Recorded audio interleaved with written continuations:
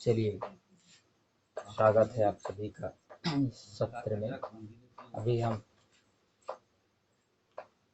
चर्चा करेंगे, आप सभी कपालभाति प्राणायाम करेंगे 5 मिनट, उसके बाद अनुलोम विलोम का अभ्यास करेंगे।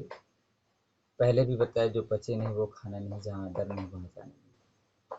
हमें हमेशा हल्का सुपाच्य भोजन करना चाहिए। भोजन कैसा हो? हल्का हो, सुपाच्य हो। क्योंकि भोजन से ही हमारे शरीर का निर्माण हुआ है, तो उस शरीर को स्वस्थ रखने के लिए उचित मात्रा में भोजन ले, समय पे भोजन ले, समय पे आहार, समय पे विहार, समय पे हर चीज हो, इसका ध्यान रखेंगे। पिछली बार हमने चर्चा किया था कि किसके साथ क्या खाना। ठीक, चलिए, पिछले बार हमने चर्चा किया था कि क्या खाना है क्या नहीं खाना है, किस चीज के साथ क्या अच्छा है क्या नहीं है, इसके बारे में चर्चा की। अब ठीक होगा महोदय जी? ठीक है अभी आवाज? हाँ ठीक है मतलब सर। जी, चलिए, तो अपन अब चर्चा करते हैं, क्या खाना था क्या नहीं खाना था, इस पे चर्चा कर चुके थे। अब देखते हैं, चलो गलती कई बार हो जाती है, कई बार कहीं ऊंच नीच आने जाने पे अपन खा लेते हैं। तो देखते हैं कि क्या खाने से किस चीज की अधिकता हो गई और क्या है, और उसके कुछ अगर चिकित्सा है तो वह देख लेते हैं हम। तो सर्वप्रथम हम देखते हैं, खट्टी मलाई, यह कफ कारक होता है। खट्टी चीजें जो हैं, कई बार मलाई ले लेते हैं अपन, वो कफ कारक होती हैं, तो उसकी चिकित्सा के लिए हमको लेना है, वह कफ कारक है तो धनिया या इलायची का सेवन करें। उसके बाद आता है दही। दही वह कफ कारक है। दही अगर ज्यादा सेवन कर लें, किसी चीज का ज्यादा सेवन करने से भी ना विकार हो जाते हैं। तो दही का ज्यादा सेवन करने से कफ, शरीर के अंदर कफ का निर्माण कर देता है वह। तो उसके लिए हमें क्या करना है, जीरा या अदरक लेना है। उसके बाद जैसे लगा कि अपन अति हो गया है, एक तो सबसे पहले अति सर्वत्र वर्ज्य, हमको ध्यान रखना है कि अति नहीं करना है, ज्यादा खाना ही नहीं है, सीमित मात्रा में, हर चीज का मात्रा सीमित होता है। बात आती है पनीर की। पनीर, एक तो पनीर थोड़ा पचने में भारी होता है। कभी भी लें तो प्रातः काल दोपहर तक लें, रात्रि में ना लें। रात्रि में ले लें तो 6-7 बजे तक ले लें। प्रॉपर 12 घंटे का आपका उपवास होना चाहिए। पित्त कारक है, पित्त को बढ़ाएगा, शरीर में खुजली करेगा, रक्त की अम्लता को बढ़ा देता है, पित्त एसिडिटी को बढ़ा देता है, ब्लड की एसिडिटी को बढ़ा देता है। तो यह कफ कारक है और पित्त कारक, कफ को प्रकोप को बढ़ाने वाला है। तो ये अगर ले लिए हैं तो क्या करना है, ज्यादा मात्रा में ले लिए हैं तो काली मिर्च या लाल मिर्च का उपयोग करें। काली मिर्च सबसे अच्छा चूसना, मुंह में रख करके कभी भी किसी को खांसी हो जाता है तो काली मिर्च मुख में रख करके चूसना चाहिए, उसके रस को निगलना चाहिए, खांसी तुरंत ठीक होता है। आप देखिएगा, कभी एकदम खांसी हो रही नहीं रुक रहा है, 4-5 काली मिर्च की दाने लीजिए, हल्का हल्का उसको चबाइए, हल्का हल्का, फिर उसके रस को घुटकिए, फिर आपको शांति मिलेगी, राहत मिलेगी। कुल्थी, कुल्थी है कफ कारक, रक्ताधिक, तो यह है, कुल्थी को भी अपन ज्यादा खा लिए। कई बार सुनते हैं कि हाँ, कुल्थी से किडनी की समस्याएं ठीक होती हैं, किडनी की पथरी ठीक होता है, लेकिन वो थोड़ा गर्म होता है। अगर उसको हम ज्यादा ले लिए तो उसके लिए भी लौंग या इलायची खा करके उसका शमन कर सकते हैं।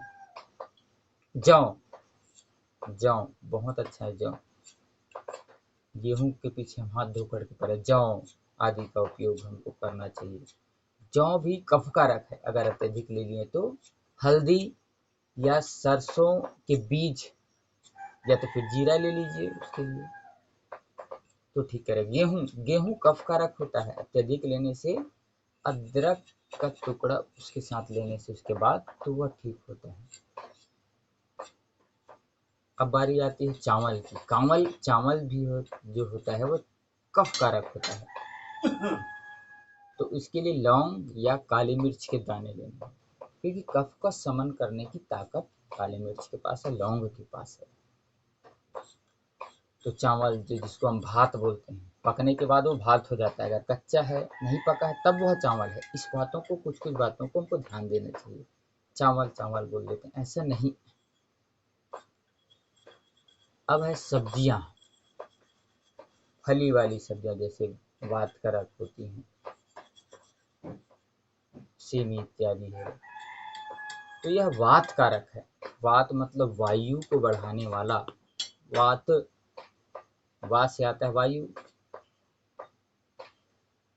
तो वात को बढ़ाने वाला वात आया है। तो वात को संबंध है, वा मतलब वायु, त मतलब तपने वाला, किसी भी चीज को बढ़ाने वाला, तपता है। अफारा करने वाला होता है, ब्लॉटिंग जैसे लगेगा, एकदम उल्टी की तरह लगेगा, कुछ भी एकदम अजीब, यहाँ पे अजीब से यहाँ से पूरे यहाँ तक अजीब लगेगा। तो इसके लिए हमको क्या लेना है? लहसुन, लौंग, काली मिर्च या लाल मिर्च, उसके बाद लेना है, औषधि के रूप में लेना है। बंद गोभी अगर हम खा लिए तब क्या लेना है? वह वात कारक है। पहले भी बताया कि रात में गोभी है, राजमा है, छोले है और ब्रोकली है, इस चीजों को रात में लेना है, वात कारक है। तो अगर ले लिए हैं, वात कारक है, तो सूरजमुखी के तेल में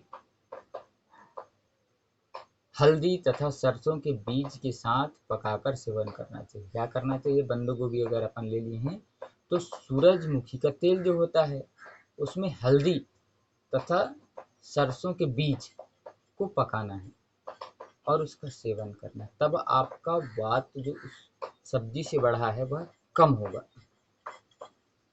अब बारी आती है लहसुन। लहसुन पित्तकारी है, कई जने बोलते हैं पित्त की समस्या है और वो ब्लड थिनर के रूप में लहसुन ले रहा है या किसी और चीज के लिए लहसुन ले रहा है, और उसकी प्रकृति पित्त की, जल्दी खुजली हो जाना, जल्दी उल्टी की तरह लगना, जल्दी गर्मी लग जाना, एसिडिटी होना, तो ऐसे व्यक्तियों को तो सबसे पहले लहसुन नहीं लेना, कम लेना, सोच समझ करके लेना। अपनी हमेशा वात पित्त कफ की प्रकृति है, उसके हिसाब से भोजन होता है, उसके हिसाब से दिनचर्या पालन करें, उसके हिसाब से। अगर ले ही लिए लहसुन पित्त कारक है तो नारियल का चूरा तथा नींबू लेना है। नारियल का चूरा तथा नींबू।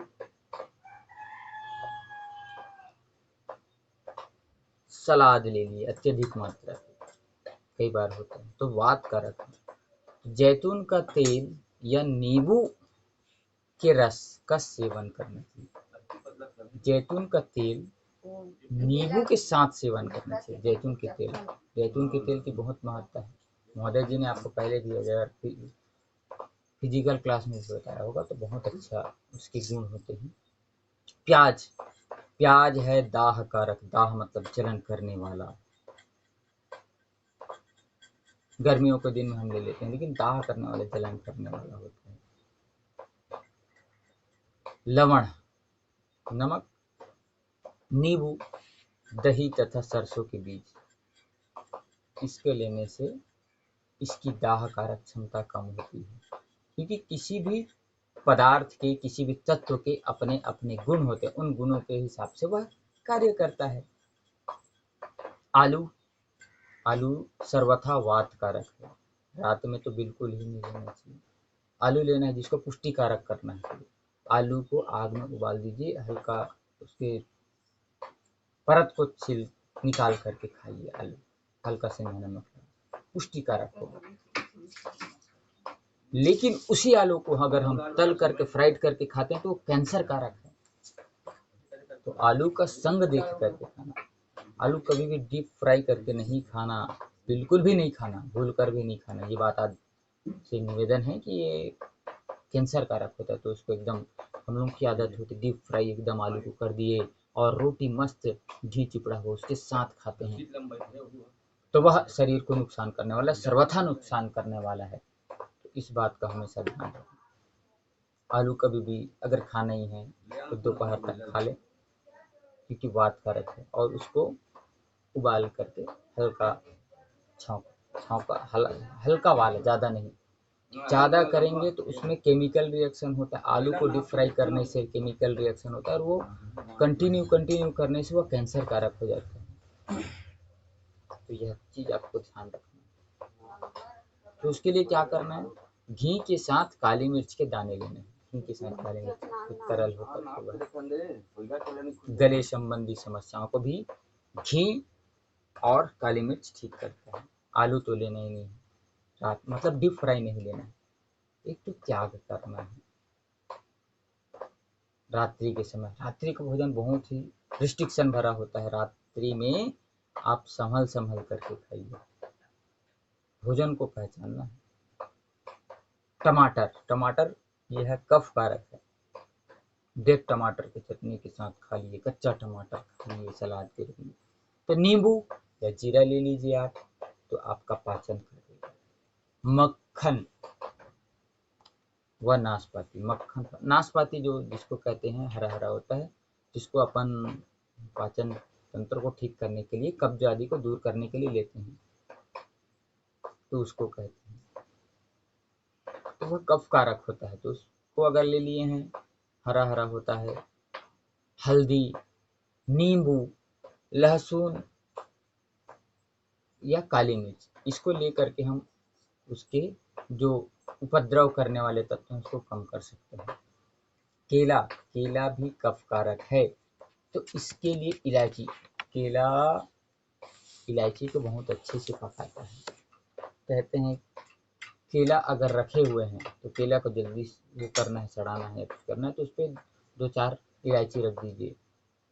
एक महोदय जी बता रहे थे, किसी केले वाले की दुकान में ऐसे इलायची छोड़ करके चले जाइए तो सड़ने लग जाता है केला, उसमें अब घटन होने लग जाता है, मतलब उसको पचा देता है, इतनी ताकत होती है इलायची में रखने मात्र से। तो सोचिए केला अत्यधिक खा लिए हैं तो इलायची खा लीजिए, तो उसका पाचन कर देगा। शुष्क फल, रूखे फल जो होते हैं उसको खाने से वात कारक होता है, तो पानी में डुबोकर इन फलों का सेवन करना चाहिए। कई सारे फल शुष्क होते हैं, इसीलिए ड्राई फ्रूट्स आदि को ना भिगो करके खाने की महत्ता है। हमारे भीतर खुश्क चीज़ें जाएँ तो उतना अच्छा नहीं, तरल चीज़ें, लुब्रिकेंट्स वाली चीज़ें हों तो वह चीज़ अच्छा होता है। आम अतिसार कारक है, दस्त कारक है, तो इसके लिए भी इलायची का सेवन बहुत अच्छा है। मूंगफली यह वातहर है तथा पित्त कारक है, तो मूंगफली ज़्यादा ले लिए हैं तो इसको जल में संपूर्ण रात्रि भिगो करके सुबह उपयोग करना चाहिए इसका, तो ठीक रहता है मूंगफली को भी। कई जने अत्यधिक विविध प्रकार के मदिरा आदि उत्तेजक पदार्थों का सेवन कर लेते हैं, तो 1/4 चम्मच जीरे के बीज चबाना चाहिए या 1-2 इलायची के बीज को चबाना चाहिए, तो उससे मादक द्रव्यों का जो नशा है वह कम होता है। वैसे तो काली चाय आ जाती है, यह उत्तेजक है, यह अवसादक है, अवसाद को बढ़ाने वाला है काली चाय, तो इसके लिए अदरक लीजिए। तो चाय लेना ही नहीं, महोदय जी ने आपको बताया है अच्छे से। कैफीन कॉफी में है, ये उत्तेजक है, सिर्फ उत्तेजक, एकदम ऐसा लगता है कि एनर्जी, वो एनर्जी नहीं, उत्तेजक है भाई।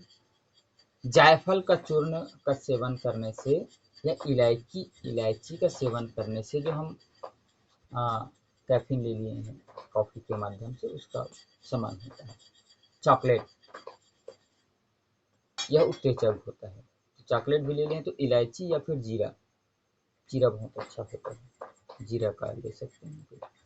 पॉपकॉर्न ले लिए हैं, पॉपकॉर्न जो मिलता है, मूवी आदि जाते हैं हम तो ले लेते हैं, तो यह रुक्षता कारक है तथा वात कारक है। एक तो खुश्की है, रुक्ष है, सूखा है, तो इसके लिए घृत का सेवन करना चाहिए। इसको ले लिए तो घृत फिर वो लुब्रिकेंट्स करते हुए पाचन तंत्र को ठीक रखेगा। तंबाकू इत्यादि आ जाता है, तो इसके लिए हमें क्या लेना है, ये पित्त कारक होता है तंबाकू, वात कारक, उत्तेजक है, तो ब्राह्मी, वचा या अजवाइन के बीज का उपयोग करें। सबसे पहले तो त्याग वाली चीज़ें हमको लेना ही नहीं है। उत्तेजक चीज़ें, मादक चीज़ें बिल्कुल नहीं लेना है। विरुद्ध आहार से हमेशा सर्वदा बचना चाहिए। क्या खाना है क्या नहीं खाना है, आपको बार बार हमारे बीच आते रहते हैं। हम कभी पढ़ते रहते हैं, वीडियो के माध्यम से सुनते रहते हैं, तो उन सब का हमको पालन जरूर करना चाहिए। मैंने पिछली बार भेजा ही था।